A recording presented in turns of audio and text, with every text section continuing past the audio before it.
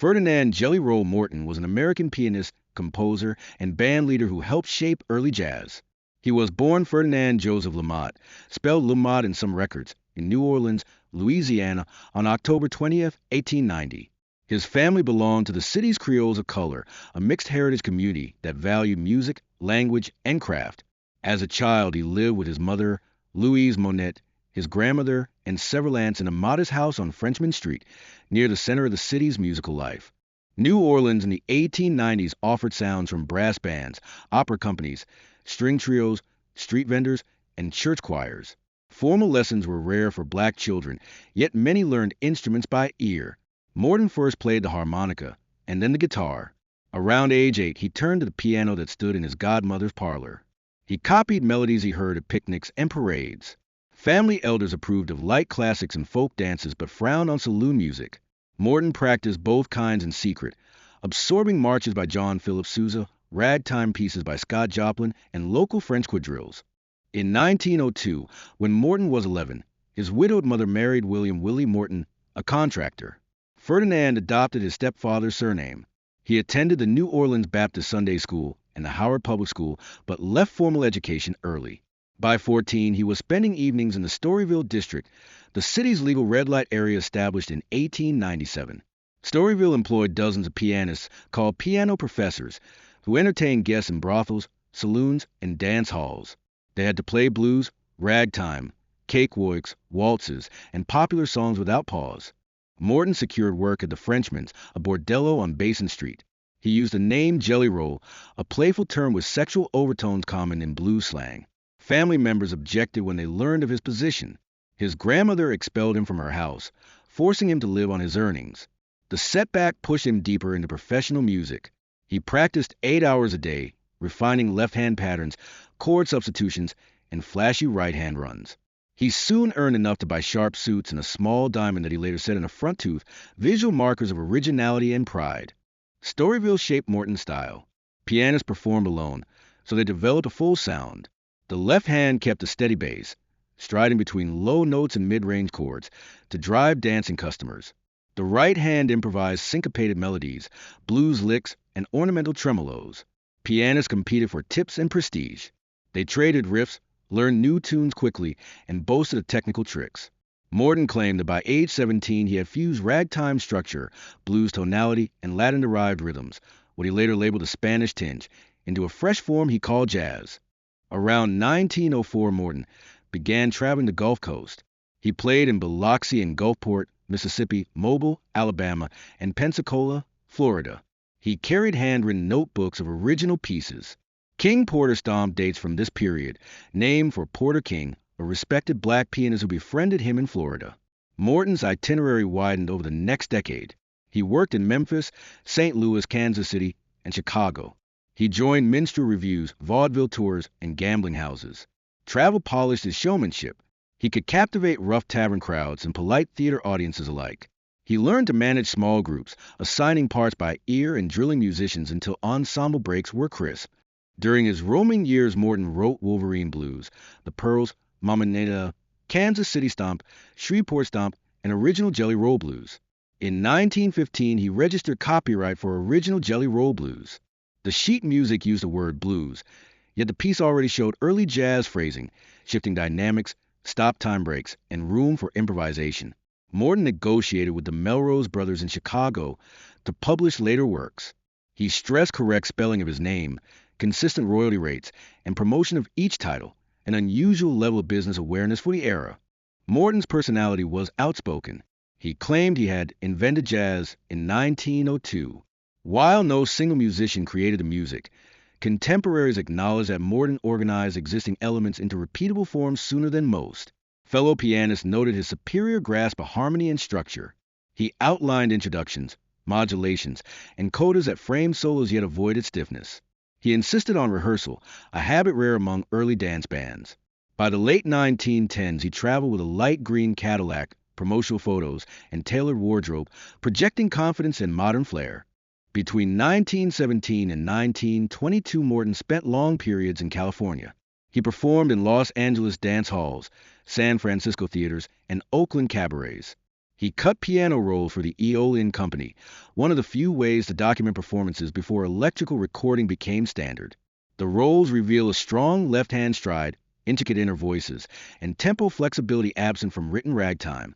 He also led small bands on the Pacific Coast. Musicians recall that he wrote parts in hotel rooms, rehearsed relentlessly, and expected punctuality.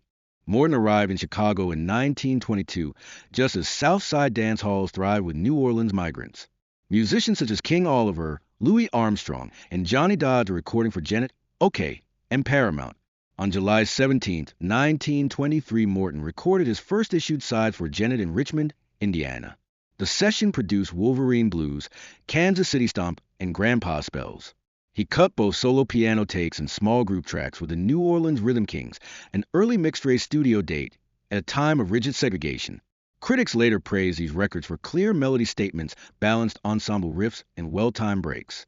In late 1923, Morton returned to Chicago and opened a cabaret called the Music Box. He led a resident trio, managed bookings, and continued to compose. Club ownership added income but demanded constant attention.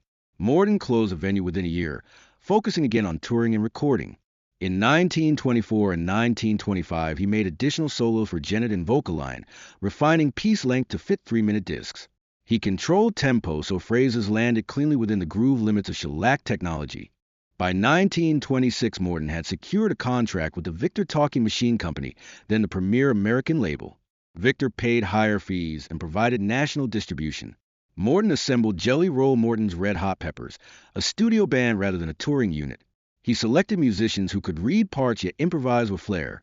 Recording sessions took place in Chicago on September 15 to 16, 1926. Titles included Black Bottom Stomp and The Chant. Morton rehearsed the group all morning, adjusted charts during lunch, and recorded in the afternoon. Each take balanced ensemble passages, solo choruses, and arranged shout sections.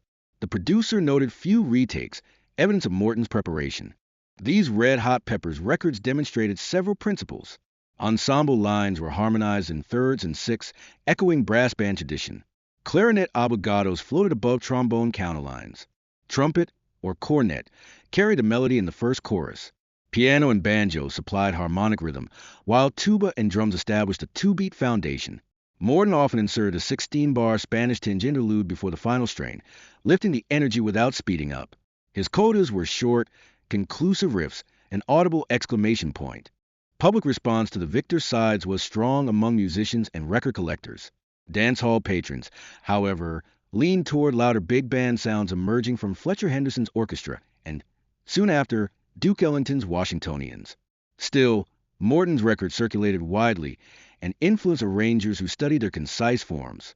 By early 1927, Morton had recorded additional sides for Victor, including Sidewalk Blues, Dead Mum Blues, and Dr. Jazz Stomp. Each track employed dramatic devices, spoken dialogue, simulated funeral marches, and sudden dropouts to stop time. These effects mirrored stage routines common in New Orleans parades and vaudeville sketches. They also confirmed Morton's belief that jazz was both music and theater. As 1928 approached, Morton faced industry changes. The spread of radio reduced demand for small label records. Economic uncertainty foreshadowed the Great Depression.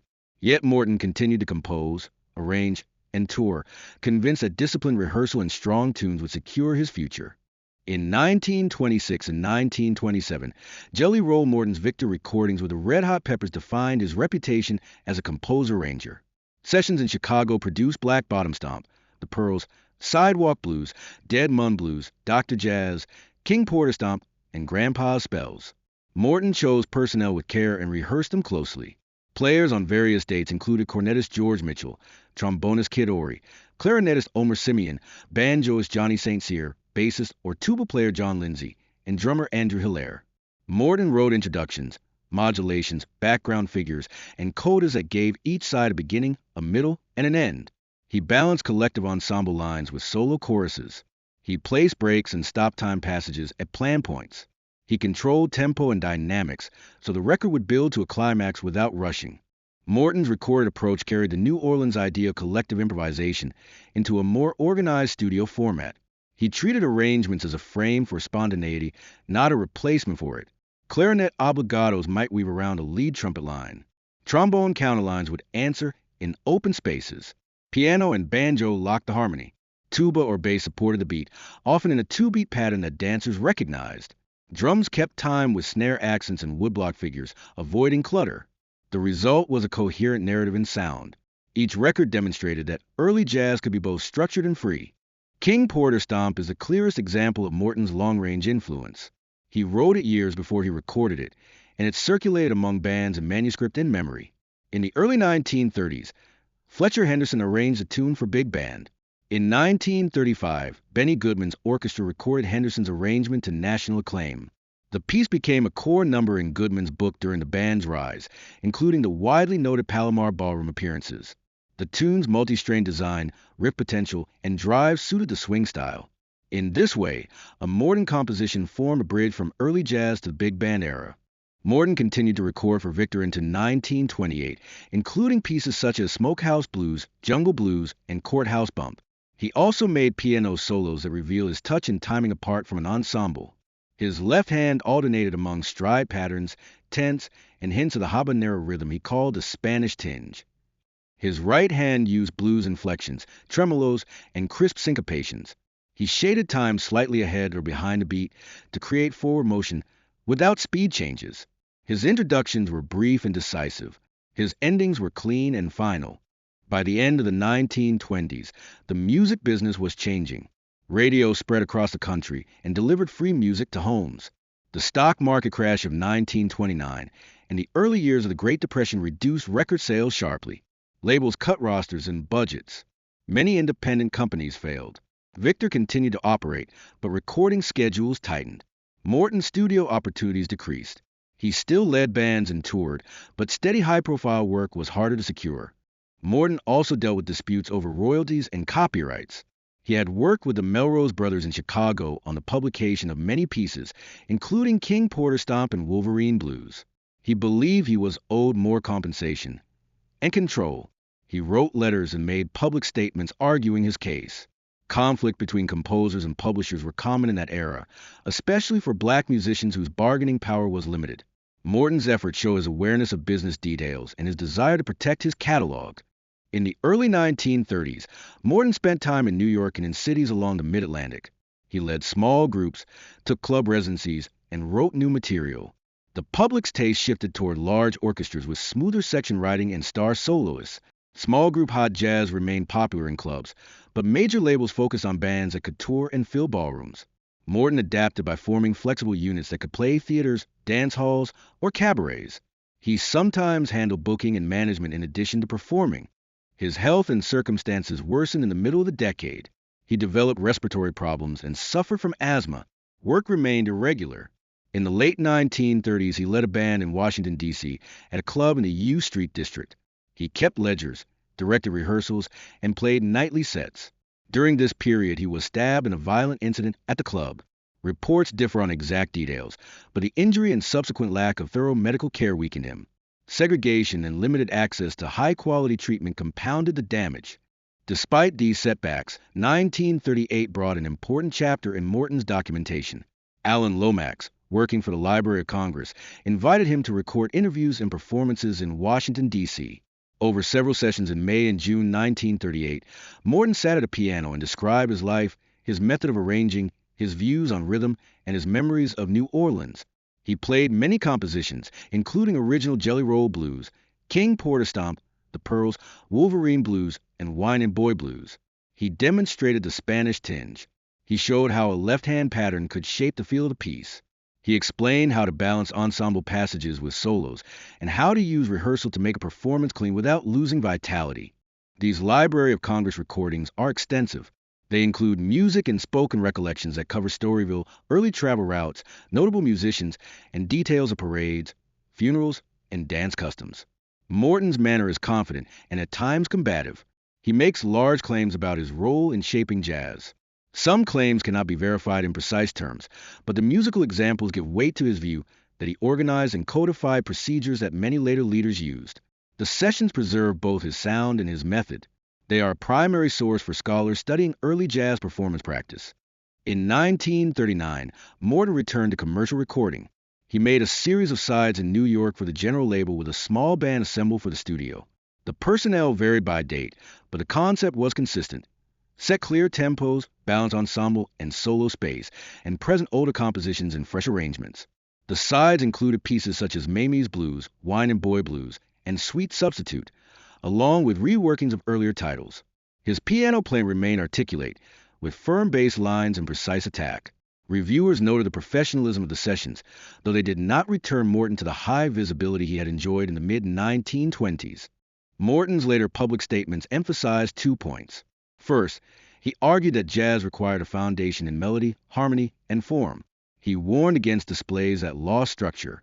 Second, he stressed that New Orleans had supplied key ingredients: the mix of cultures, the brass band tradition, parade rhythms, blues tonality, and the Spanish tinge.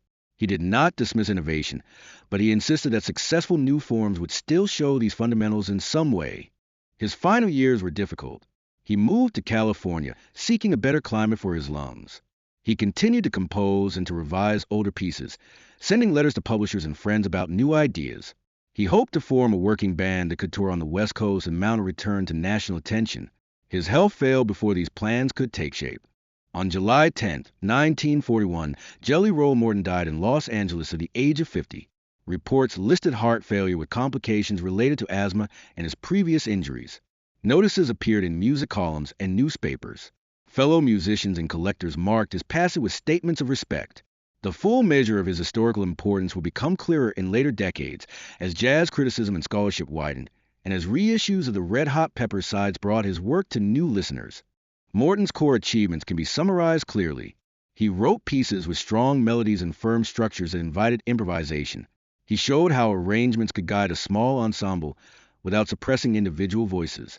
He demonstrated a piano style that connected ragtime technique to the flexible time feel of jazz. He explained the Spanish tinge and used it in practice. He left recordings from 1923 through 1939 that document these ideas with precision.